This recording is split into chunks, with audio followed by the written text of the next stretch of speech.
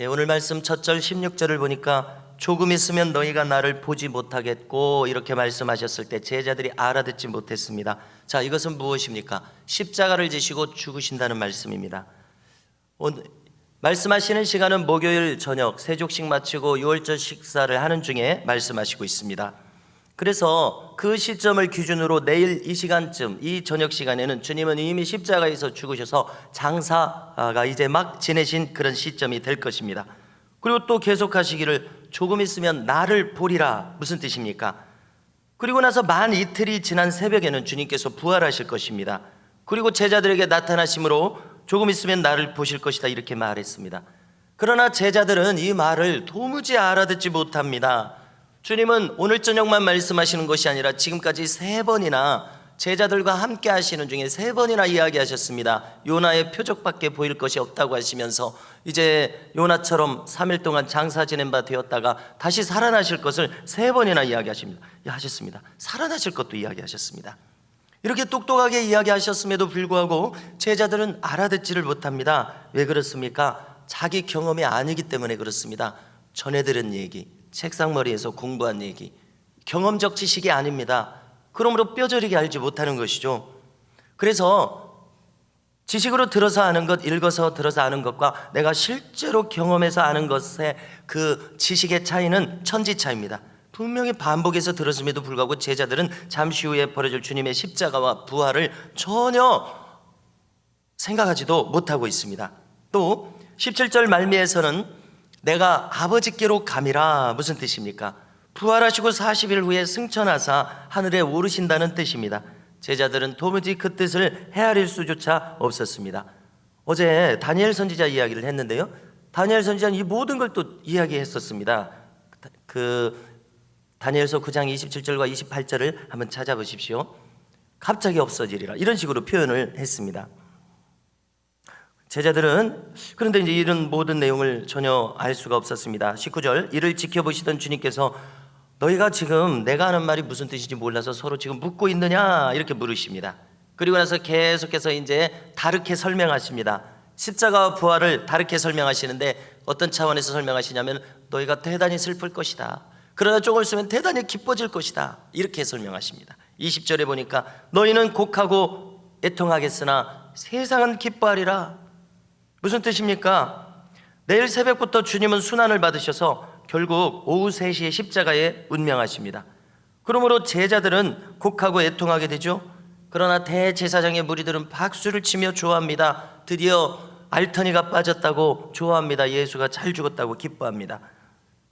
그러나 또 너희의 그런 애통함과 근심이 도리어 기쁨이 되리라 말씀하시는 겁니다. 왜 그렇습니까? 부활하실 것이기 때문에 그렇습니다. 그렇습니다. 이렇게 십자가의 고통 뒤에는 항상 부활의 기쁨이 따릅니다. 주를 믿는 참된 신앙을 가진 자들에게는 꼭 이 법칙이 성립합니다. 시편에서도 이야기했듯이 눈물을 흘리며 씨를 뿌리는 자는 정령 기쁨으로 그 단을 거둘 것입니다. 우리가 믿음으로 우리의 모든 언행심사를 심었을 때 그것이 고통과 광야 중에 이루어졌다면 반드시 하나님께서는 희락으로 우리에게 갚아주실 것을 우리는 믿어야 되겠습니다. 저녁에는 슬픔이 기숙할지라도 아침에는 희락이 넘치게 될 것입니다. 주님은 여인의 해산을 비유로 듭니다. 자, 여인이 되지는 않았습니다만은 만약 그 입장을 생각해 본다면 출산하려면 얼마나 두려움이 있겠습니까? 출산의 고통 때문에요. 예전에는 출산하다가 산모가 죽기도 했습니다. 그러므로 출산하려면 얼마나 큰 두려움이 임하겠습니까? 그러나 그렇게 근심하다가도 아기가 이제 밖으로 나와서 아기를 두 손에 안는 순간 그 기쁨은 엄청난 기쁨입니다. 아이가 우리에게 왔을 때 그 두렵고 극심한 해산의 고통이 언제 있었던가, 언제 내가 이렇게 아팠던가, 언제 내가 이렇게 걱정했던가 싹 사라져버리고 아이를 낳는 그런 기쁨이 너무나 큰 것입니다. 그 보람이 너무나 큰 것입니다. 뿐만 아닙니다. 부활의 기쁨은 오늘 말씀해 보니까 승리했다는 기쁨입니다. 최종 승리가 나에게 왔다는 기쁨입니다. 자, 우리 믿음의 사람들은 아직 맞이하지는 않았지만 최종 승리라는 경기의 결과를 알고서 경기에 임하는 사람입니다. 그렇지 않습니까? 이 부활의 영광, 영생이라는 경기의 결과를 우리가 알고서 싸우고 있습니다. 너무나도 자주 우리가 이것을 잊어버려요. 그래서 내가 이길지 질지 모르는 싸움하고 이미 넉넉히 이기는 싸움을 싸우는 싸움은 천지차이인 겁니다. 그래서 주님은 22절 끝에서 너의 기쁨을 빼앗을 자가 없으리라. 할렐루야. 우리 기쁨을 빼앗을 자가 없는 줄로 믿습니다. 이것을 우리가 굳세게 붙들고 살아갈 수 있기를 바랍니다. 이렇게 주님의 부활의 능력과 권세를 맛본 제자들은 무엇을 깨닫게 됩니까? 주께서 과연 하늘과 땅의 모든 권세를 가지신 창조주심을, 그러니까 부활하셨죠, 창조주심을 절감하고 그분께 모든 것을 구하고 모든 것을 받는 기도의 능력 속에서 살아간다고 주님이 직접 이야기하십니다. 그렇습니다. 만물의 창조주이신 주님께서 행하시는 것이구나, 이 믿음이 우리에게 들어왔으면 그러면 우리도 주님이 이렇게 이야기하신 것처럼 주님의 이름으로 무엇이든지 구하고 무엇이든지 받는 이 관계 속에 우리가 들어가는 겁니다.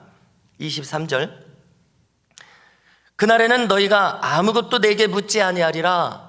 물을 일이 없으니까 묻지 않게 되는 겁니다. 그렇지 않습니까? 그전에는 책상머리에서 들은 얘기로 알고 있었습니다.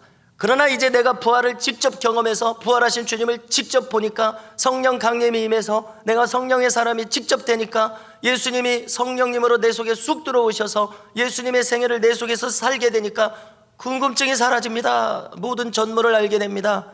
여기 이미 기록하신 성경이 다 믿어집니다. 믿으려고 해서 믿는 것이 아니고 다 믿어지니까 이 성경의 모든 그 내용과 지식의 능력으로 살아갑니다. 여러분, 그렇지 않습니까? 우주의 역사 전체, 인류 역사의 전체의 시작과 끝에 대한 전모가 나에게 그대로 들어옵니다. 다 알기 때문에 물을 필요가 없어지면 궁금증이 사라져버려요. 의구심이 사라져버려요.